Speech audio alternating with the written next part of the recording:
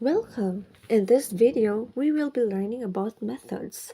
We will be exploring methods works and how you can use them to solve a real-world problems. A method is a block of code that performs a specific task. Methods allow us to break down our program into smaller, more manageable chunks, making it easier to read, write, and maintain our code. Let's start with a simple example. Suppose we want to write a program that greets a user by name. We can do this using a method. Here's what the code looks like. In this code, we've defined a method called greetUser that takes one parameter, name. Inside the method, we're using system.out that printin to print a greeting to the console, which includes the value of name.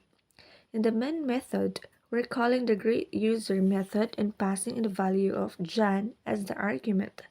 Now, let's take a look at another example. Suppose we want to write a program that calculates the sum of two numbers. We can do this using a method that returns a value. Here's what the code looks like. In this code, we've defined a method called calculateSum that takes two parameters, a and b. Inside the method, we're adding a and b to calculate the sum, which we store in a variable called sum.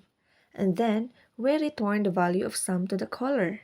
In the main method, we're calling the calculateSum method and passing in the values of a and b. The returned value of sum is then stored in a variable called sum, which we print to the console. So, as you can see, methods allow us to break down our program into smaller, more manageable chunks, making it easier to read, write, and maintain our code. And by using methods that return values, we can perform complex calculations and reuse our code in different parts of our program. That's it for this video on methods in Java.